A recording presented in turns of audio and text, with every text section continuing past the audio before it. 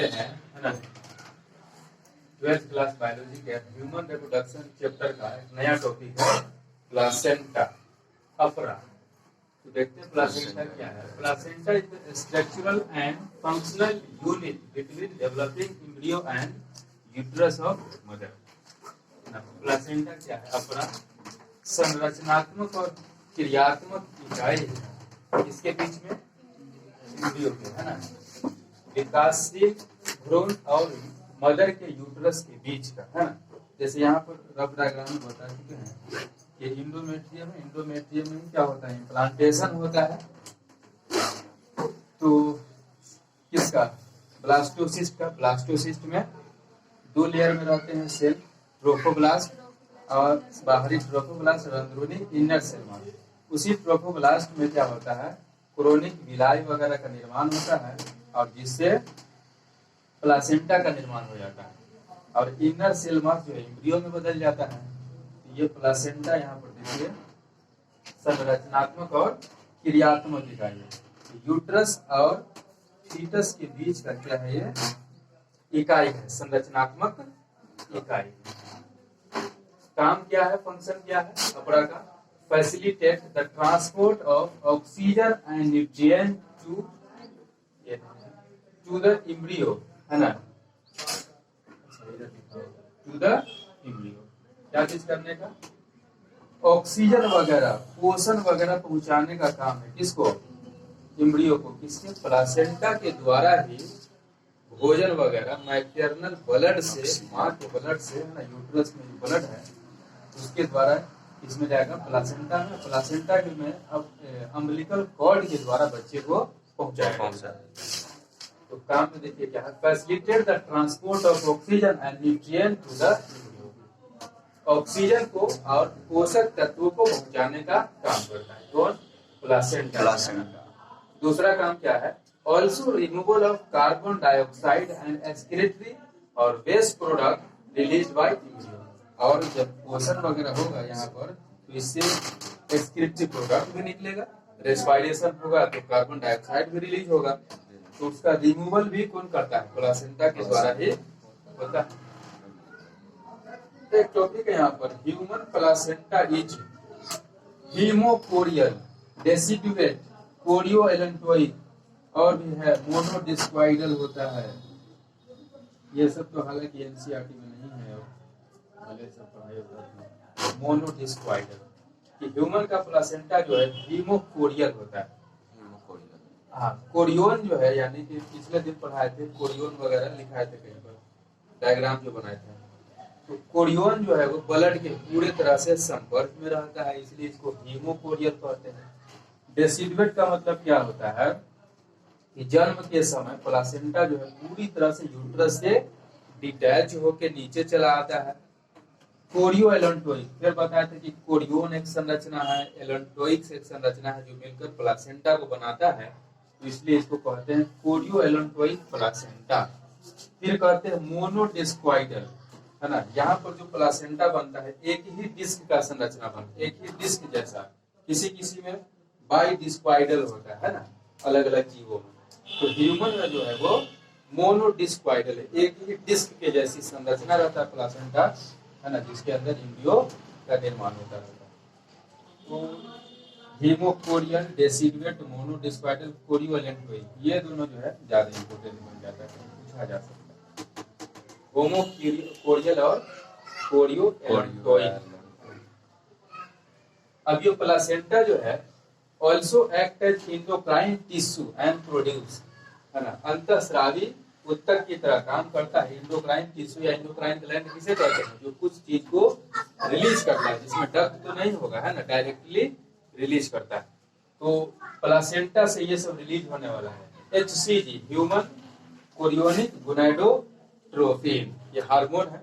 HPL, human placental gel, placental lactogen, progesterone, estrogen, और बाद की अवस्था में, प्रेगनेंसी के लेट की अवस्था में क्या, रिलैक्सिन भी रिलीज किया जाता है। ये सब इम्पोर्टेंट है। हाँ, प्लासेंटा से ऐसे आएगा ऑब्जेक्टिव में पूछा जाता है कि प्लासेंटा से रिलीज होने वाला हार्मोन सब क्या क्या है ना। HCG human chorionic gonadotropin, HPL human placental lactogen, progesterone, estrogen, relaxin. Next है अम्बिलिकल कॉर्ड, नाभि। तो नाभि ये वाला है ना, यहाँ पर जो थोड़ा it is structural unit between foetus and placenta. Foetus और प्लासेंटा के बीच जो जोड़ने वाला कड़ी है उसी को क्या कहते हैं, नाभि कहते हैं। तो प्लासेंटा में उपस्थित भोजन को ये क्या करेगा, लाने और ले जाने का काम करेगा। फंक्शन, इसका कार्य क्या है, transport of substances to and from the embryo. इसका काम है पदार्थों को एम्ब्रियो तक और एम्ब्रियो से, है ना, यानी वहां तक पहुंचाने का और वहां से निकालने का काम करता है, अम्बिलिकल कॉर्ड। नेक्स्ट टॉपिक है पार्चुरेशन, है ना, प्रसव।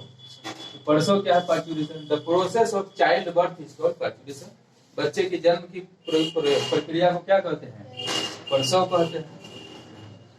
Parturition is induced by complex neuro endocrine mechanism. Parturition जो है उसमें न्यूरॉन भी इन्वॉल्व होता है, पार्चुरेशन की प्रक्रिया में नर्वस सिस्टम भी इन्वॉल्व होता है, और इंडोक्राइन, इंडोक्राइन मतलब ये जो हार्मोन वगैरह जो है, यानी रिलैक्सिन वगैरह भी इन्वॉल्व होता है, ऑक्सीटोसिन। तो रिलैक्सिन, ऑक्सीटोसिन ये सब किस ग्लैंड से, इंडोक्राइन ग्लैंड से सीक्रेट होता है, इसलिए वहां पर लिखा हुआ है न्यूरो इंडोक्राइन मैकेनिज्म, यानी नर्वस सिस्टम भी वहां पर इन्वॉल्व होगा और इंडोक्राइन सिस्टम भी इन्वॉल्व होगा, दोनों वहां पर एक्टिव होता है ना, पार्चुरेशन की प्रक्रिया में। अगला है signal for parturition comes from both developed foetus and placenta. बच्चे का जो पार्चुरेशन हो रहा है तो उसका सिग्नल कहाँ से आता है, दोनों से, विकसित भ्रूण से और प्लासेंटा से, दोनों से मैसेज आता है कि अब जो महीना हो चुका है ना, 9 मंथ ह्यूमन के केस में, अब इसको डिलीवरी हो जाना चाहिए। तो signal for parturition comes from both developed foetus and placenta, दोनों से मैसेज आता है कि अब इसका डिलीवरी हो जाना चाहिए। ठीक, तो पार्चुरेशन में किस हार्मोन का ज्यादा रोल होता है, ऑक्सीटोसिन, है ना, हार्मोन ऑक्सीटोसिन मेडिएट्स पार्चुरेशन, उसी का इंजेक्शन दिया जाता है ऑक्सीटोसिन का। ऑक्सीटोसिन क्या करता है, यहाँ पर लिखा हुआ, oxytocin stimulate forceful contraction of endometrium of uterus, endometrium नहीं होगा यहाँ पर, मायोमेट्रियम।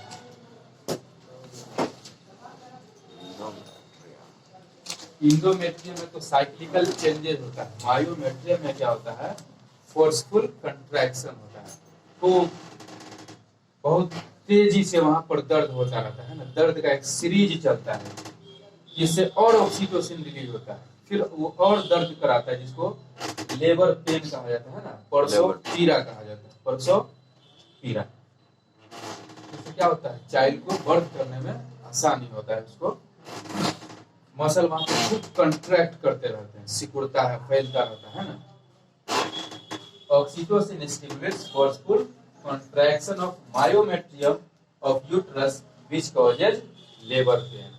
इससे क्या होता है, प्रसव पीड़ा होता है, जिससे चाइल्ड बर्थ होता है। रिलैक्सिन का काम क्या है, रिलैक्सिन वाइडन्स द पेल्विस, श्रोणि को बोले, श्रोणि क्षेत्र बोले थे, तो वहां पर जो चूंकि स्पेस कम है और ये यहाँ पर कॉन्ट्रैक्ट करके और रिलैक्स वहां पर वाइडन करता है खूब, तो प्रसव पीड़ा होगा वहां पर, तो उसको रिलैक्स करने का काम किसका है, रिलैक्सिन हार्मोन का काम है, पेल्विस को रिलैक्स करने का। अगला क्या है, लैक्टेशन, दुग्ध स्रवण। The process of release of milk at the end of pregnancy is called lactation. The process of release of milk from the mammary gland, यदि कर सकते हैं at the end of pregnancy, है ना, प्रेगनेंसी के अंत में स्तन ग्रंथि से मिल्क के रिलीज होने की प्रोसेस को लैक्टेशन कहते हैं, लैक्टेशन कहते हैं। Initial few days of lactation is called colostrum. शुरुआत का कुछ दिन का जो लैक्टेशन होता है, दूध होता है, उसको क्या कहा जाता है, कोलोस्ट्रम कहा जाता है।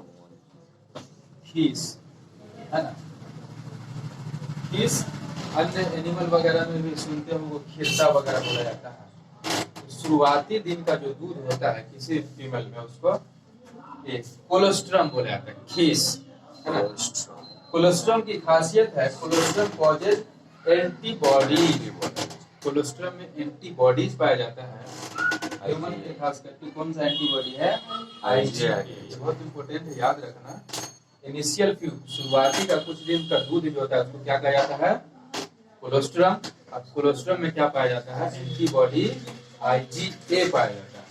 IgA क्या, which is necessary for the development of resistance, है ना, जो प्रतिरोध उत्पन्न करता है, किसके प्रति, पैथोजन के प्रति, माइक्रोब्स के प्रति, है ना। जो बीमारी फैलाने वाला कारक जो होता है उसको पैथोजन कहते हैं। तो रेजिस्टेंस वहां पर पैदा कर देता है ताकि उसको कोई पैथोजन जो है उसको कुछ बिगाड़ ना सके, है ना। तो नेक्स्ट क्लास में हम लोग फिर इसको कंटिन्यू करेंगे।